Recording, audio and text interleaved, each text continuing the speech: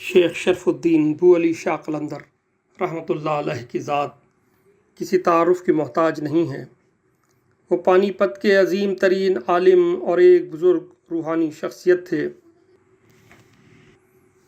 ان کا مزار آج بھی مرجع خلائق ہے۔ نام تو شرف الدین تھا مگر قلندر کے نام سے پہچانے جاتے ہیں۔ قلندر کے اصطلاح میں معنی وہ شخص جو دونوں جہان کی خواہشات سے پاک اور آزاد ہو اور اپنی روح کو اتنی ترقی دے کہ تکلفات رسمی کی قیود اور تعریفات سے چھٹکارا پا لے اور اپنے دامن کو دنیا سے سمیٹ لے اور دست خواہش کو تمام خلائق سے کھینچ لے، یہاں تک کہ دل و جان سب سے قطع تعلق کر کے جمال و جلال الہی کا واصل ہو جائے۔ یہ مرتبہ و مقام شیخ شرف الدین نے کیسے حاصل کیا؟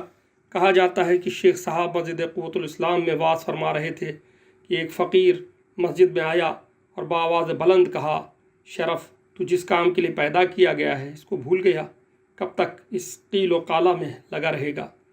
یہ کہہ کر فقیر تو چلا گیا مگر آپ کے دل میں عشق الہی کا ایک شعلہ بھڑک اٹھا۔ سب کچھ چھوڑ چھاڑ دریا میں جا کر کھڑے ہو گئے کہ پروردگار جب تک تو اپنے ہاتھ سے نہ نکالے گا نہ نکلوں گا، اس دریا میں کھڑا رہوں گا۔ کہا جاتا ہے کہ اس وقت مولا کائنات حضرت علی نے آ کر ان کو دریا سے نکالا، بس اس دن سے بو علی ہو گئے۔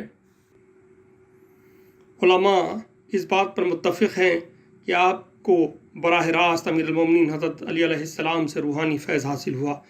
اسی روحانی فیض کی بدولت آپ حضرت علی کے اخلاق اور چند دیگر صفات سے آراستہ تھے۔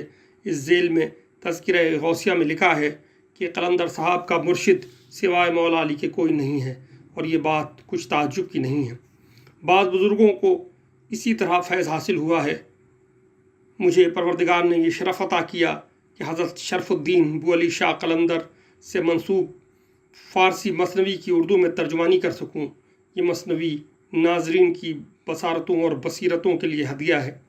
پروردگار سے دعا ہے کہ وہ میری اس کاوش کو اپنی بارگاہ میں شرف قبولیت عطا کرے اور مجھے اور آپ کو مصاب کرے۔